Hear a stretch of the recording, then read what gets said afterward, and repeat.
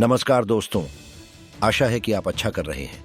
आप दुनिया भर की राजनीति देख रहे हैं। सोमवार को बीजेपी ने मध्य प्रदेश के लिए सीएम उम्मीदवार चुना और इसने अधिकांश राजनीतिक समाचार रिपोर्टर, राजनीतिक विश्लेषक और यहां तक कि विपक्षी दलों को भी चौंका दिया।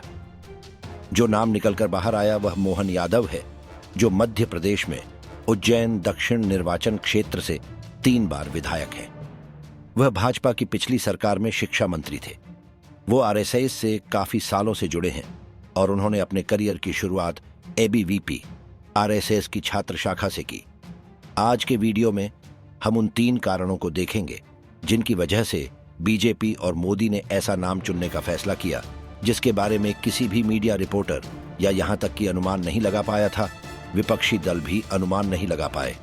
पहला कारण है जातिगत गणित।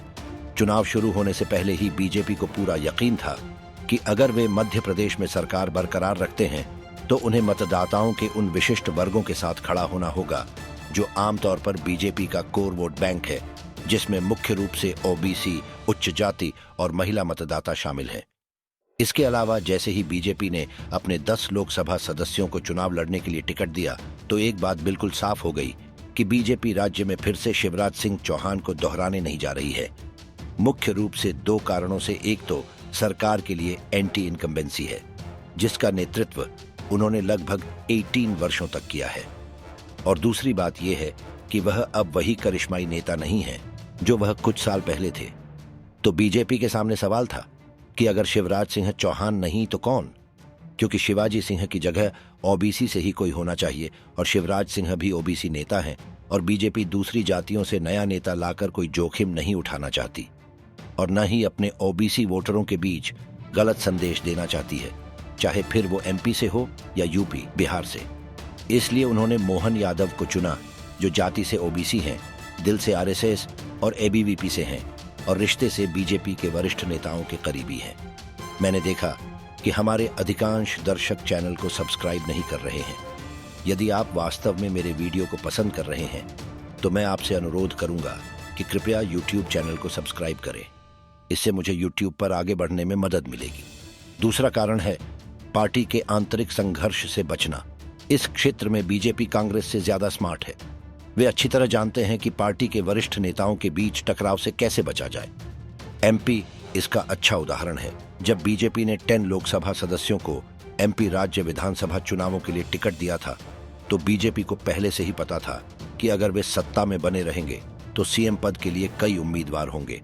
अगर उन्होंने उन दावेदारों में से किसी एक को चुना तो बीजेपी को पता था कि कुछ लोग फैसले से नाराज हो गए और अंत में यह राज्य में अगले 5 वर्षों के लिए अस्थिर सरकार होगी, जिससे 2024 में बीजेपी को कुछ लोकसभा सीटें भी गंवानी पड़ सकती हैं।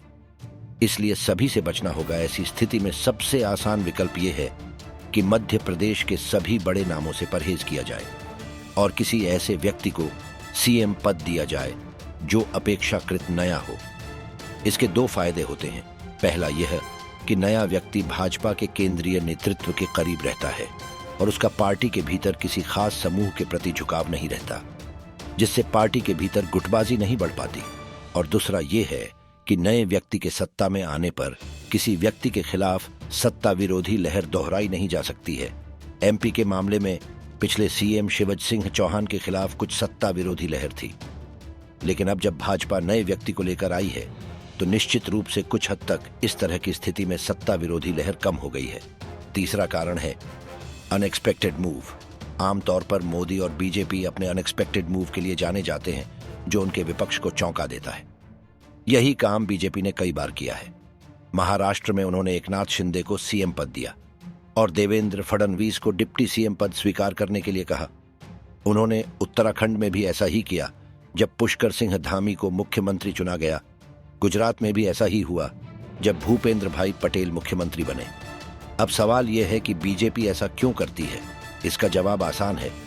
बीजेपी हमेशा चाहती है कि उसका विपक्ष असमंजस में रहे ताकि विपक्ष बीजेपी के अगले कदम की भविष्यवाणी न कर सके। साथ ही इस तरह के अनएक्सपेक्टेड मूव के कारण विपक्ष बीजेपी द्वारा सामने रखी गई चुनौतियों से निपटने के लिए तैयार नहीं रहे। कई बार देखा गया है कि ऐसे कदमों से विपक्षी दलों के पास बीजेपी और मोदी का विरोध करने का कोई एजेंडा नहीं रह जाता है। आप एमपी का उदाहरण ले सकते हैं। अब चूंकि बीजेपी ने एक नया सीएम चेहरा दिया है, जिसके कारण कांग्रेस 2024 के आम चुनावों में शिवराज सिंह चौहान के खिलाफ सत्ता विरोधी लहर का फायदा नहीं उठा सकती है।